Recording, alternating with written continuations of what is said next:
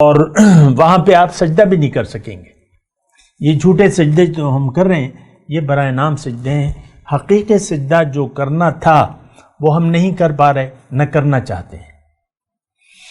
بہرحال اسلام کی حقیقت یہی ہے کہ یہ اللہ کا راستہ ہے۔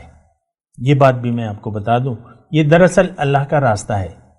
اللہ جس کی منزل نہ ہو اس کو تو راستے کی کوئی پرواہ نہیں ہوگی۔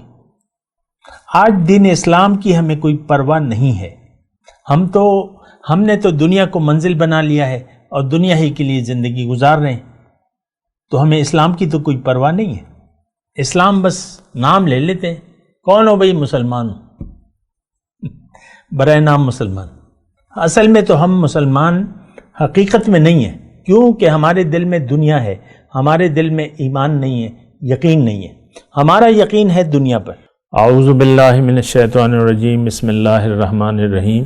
اللہم صلی علی سیدنا محمد معدن الجود والکرم وآلہ وسلم۔ سامعین و ناظرین اکرام، السلام علیکم ورحمۃ اللہ وبرکاتہ۔ آج کا ہمارا موضوع اسلام کی حقیقت۔ دیکھیں اسلام کیا ہے؟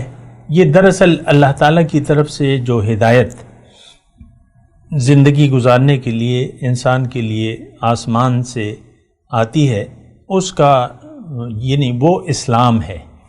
اس کا نام کیا ہے؟ اس ہدایت کا نام کیا ہے؟ وہ اسلام ہے۔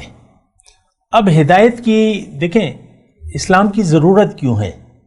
یہ بات بھی تو آپ سوچیں نا کہ ہمیں اسلام کی ضرورت کیا ہے، ہدایت کی ضرورت کیا ہے۔ تو جب آپ ضرورت کے بارے میں سوچتے ہیں یا اس کا جواب جاننے کی کوشش کرتے ہیں تو سب سے پہلے آپ یہ سوچیں کہ ہدایت ہے کیا، ہدایت کی حقیقت کیا ہے، یا ہدایت اصل میں کیا ہے۔ دیکھیں ہدایت جو ہے وہ زندگی گزارنے کا ایک طریقہ ہے۔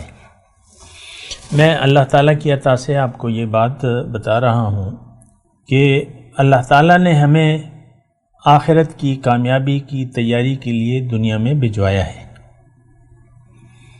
ہماری منزل دنیا کی زندگی نہیں ہے، ہمیں اپنی منزل حاصل ہوگی آخرت میں کامل طور پہ۔ اگرچہ دنیا میں بھی اس کا آغاز یا جزوی طور پہ آپ کو اس کے نتائج ملیں گے، اور وہ نتائج کیا ہیں کہ آپ کا نفس جو ہے وہ نفس مطمئنہ بن جاتا ہے، آپ کا دل جو ہے وہ عرش الہی بن جاتا ہے، آپ نفس کے بندگی کے بجائے اللہ تعالیٰ کے بندے بن جاتے ہیں۔ یہ دنیا کے نتائج ہیں، اور پھر یہ ہے کہ آپ کو اللہ تعالیٰ ایک اچھی زندگی عنایت فرماتا ہے۔ یہ اللہ تعالیٰ کے وعدے ہیں، للذین احسنوا فی ہذہ الدنیا حسنہ، جو نیکوکار ہیں ان کے لیے اس دنیا میں بھی بھلائی ہے۔ اسلام کی حقیقت کے بارے میں آپ سے بات کر رہا ہوں۔ اسلام دراصل اس ہدایت کا نام ہے جو آسمان سے اللہ تعالیٰ اپنے بندے پر نازل فرماتا ہے۔ سورہ بقرہ میں ہے تذکرہ، جب آدم اور حوا یعنی آدم کا قصہ ہے نا، وَإِذْ قُلْنَا لِلْمَلَائِكَةِ اسْجُدُوا لِآدَمَ وَإِذْ قَالَ رَبُّكَ لِلْمَلَائِكَةِ إِنِّي جَاعِلٌ فِي الْأَرْضِ خلیفہ۔ بہرحال میں یہ ایک ٹکڑا اس کا لے رہا ہوں۔ جب وہ سب واقعہ ہو گیا، پھر آدم کو اللہ تعالیٰ زمین پر اتار رہا تھا تو اسے ایک بات فرمائی جو کہ سورہ بقرہ میں ہے، اہبطوا منہا، تم اترو یہاں سے، فَإِمَّا يَأْتِيَنَّكُم مِّنِّي ہُدًى، اگر میری طرف سے تمہارے پاس ہدایت آئے، تھوڑا سا غور کیجیے گا، فَمَن تَبِعَ ہُدَايَ، جو اس ہدایت کی پیروی کرے گا، فَلَا خَوْفٌ عَلَيْهِمْ وَلَا هُمْ يَحْزَنُونَ، اس پہ وہ کامیاب ہو جائے گا، نہ کوئی خوف ہوگا نہ کوئی غم ہوگا، نہ دنیا میں نہ آخرت میں۔ اور والذین کفروا وکذبوا بآیاتنا، اور جس نے ہدایت سے انکار کیا یا اس پر عمل نہ کیا، جھٹلایا یا انکار کیا، تو یہ لوگ جو ہیں آگ میں جائیں گے اور وہ پھر ہمیشہ وہاں ہوں گے۔ میں آپ کو اسلام کی بات کر رہا ہوں۔ اسلام ہے ہدایت کا نام ہے، اللہ تعالیٰ کی طرف سے جو ہدایت آتی ہے اس کا نام کیا ہے؟ اسلام۔ اب حقیقت تو یہ ہے۔ اب اس میں تھوڑا سا میں اضافہ کر دوں ایک بات کا کہ دیکھیں ہماری منزل ہے اللہ، اور اس وقت تو ہم اس انعام کا سوچ بھی نہیں سکتے، نہ جنت کا سوچ سکتے ہیں، نہ جنت کی نعمتوں کا بھی سوچ سکتے ہیں، نہ جنت میں جو کچھ ہمیں اللہ تعالیٰ عطا کرے گا، اپنا دیدار، اپنا تقرب، اس کے بارے میں بھی ہم سوچ نہیں سکتے۔ لیکن یہ ساری چیزیں حقیقت ہیں، کیونکہ ہمارا ذہن مادی ہے، اور مادی چیزوں سے روح کا پتہ یعنی نہیں، باطن کا پتہ نہیں لگایا جا سکتا۔ بہرحال حقیقت یہ ہے کہ ان الی ربک المنتہا، اے انسان تیری انتہا تیرا رب ہے، تجھے رب کے پاس جانا ہے۔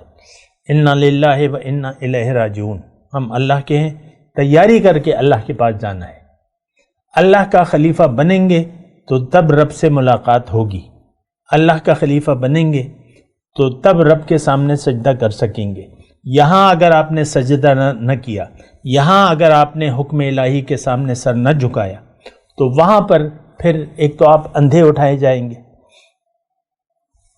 اور وہاں پہ آپ سجدہ بھی نہیں کر سکیں گے۔ یہ جھوٹے سجدے جو ہم کر رہے ہیں یہ برائے نام سجدے ہیں، حقیقی سجدہ جو کرنا تھا وہ ہم نہیں کر پا رہے، نہ کرنا چاہتے ہیں۔ بہرحال اسلام کی حقیقت یہی ہے کہ یہ اللہ کا راستہ ہے، یہ بات بھی میں آپ کو بتا دوں، یہ دراصل اللہ کا راستہ ہے۔ اللہ جس کی منزل نہ ہو اس کو تو راستے کی کوئی پرواہ نہیں ہوگی۔ آج دین اسلام کی ہمیں کوئی پرواہ نہیں ہے، ہم نے تو دنیا کو منزل بنا لیا ہے اور دنیا ہی کے لیے زندگی گزار رہے ہیں، تو ہمیں اسلام کی تو کوئی پرواہ نہیں ہے۔ اسلام بس نام لے لیتے ہیں، کون ہو بھئی؟ مسلمان ہو، برائے نام مسلمان۔ اصل میں تو ہم مسلمان حقیقت میں نہیں ہیں، کیونکہ ہمارے دل میں دنیا ہے، ہمارے دل میں ایمان نہیں ہے، یقین نہیں ہے۔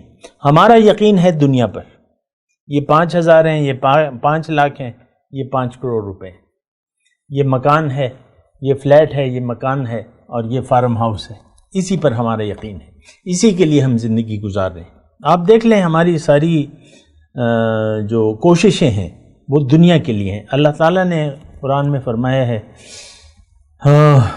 کہ قُلْ هَلْ نُنَبِّئُكُمْ بِالْأَخْسَرِينَ أَعْمَالًا، اے لوگو میں تمہیں کیا نہ بتاؤں کہ سب سے زیادہ نقصان میں کون لوگ ہیں؟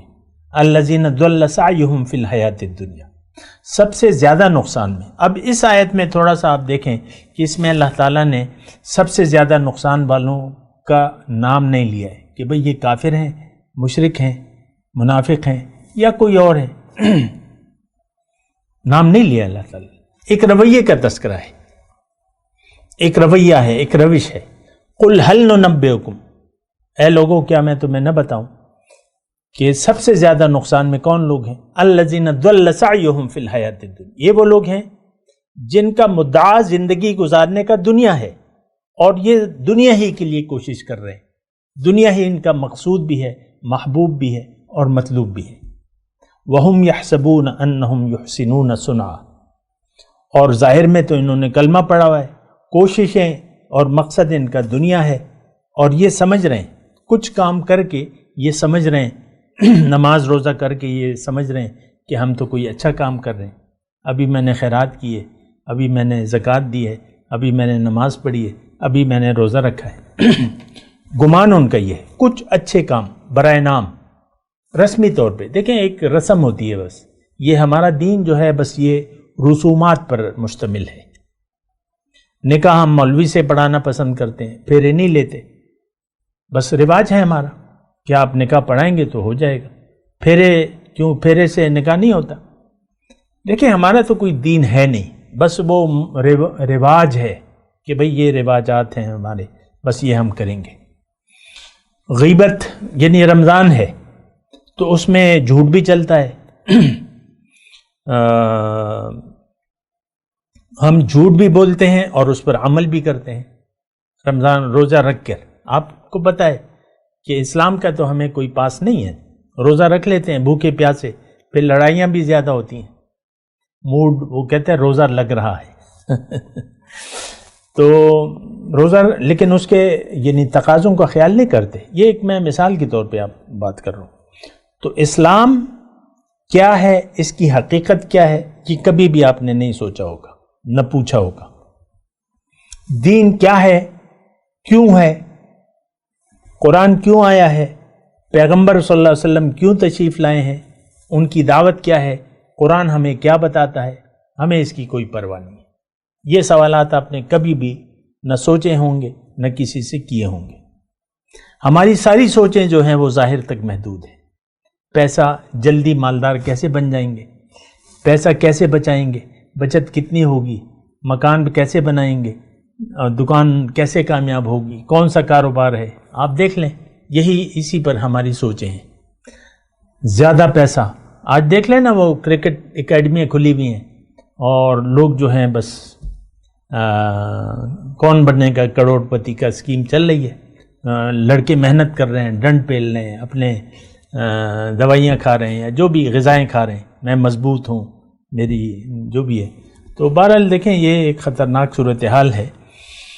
اس کا یعنی آج جو خلاصہ کلام یہ ہے کہ آج جو ہم زندگی گزار رہے ہیں، اس کا نتیجہ سب سے پہلے دنیا میں خراب ہوگا۔ آپ پریشان رہیں گے، چاہے آپ کے پاس جتنی بھی دولت ہو، آپ مطمئن نہیں ہوں گے، سکون کا سانس نہیں ملے گا۔ گھر میں میاں بیوی کی لڑائی ہوتی رہے گی، بچوں میں لڑائی ہوگی، میاں بیوی میں لڑائی ہوگی، آپ پریشان رہیں گے۔ مختصر بات، یہ تو ایک فطری بات ہے۔ مچھلی پانی سے نکال دو تو وہ تڑپے گی، روح کو غذا نہ ملے تو پھر روح جو ہے یعنی ضمیر مردہ ہو جاتا ہے۔ آج ہمارا ضمیر مردہ ہے اس مسلمان قوم کا، اور ہم بس ظاہر کے لیے زندگی گزار رہے ہیں۔ آج مسلمان قوم مر چکی ہے، امت سو رہی ہے، غافل ہے، مردہ ہے۔ وآخر دعوانا ان الحمدللہ رب العالمین۔ مولایا صلی وسلم دائما ابدا على حبيبك خير الخلق كلهم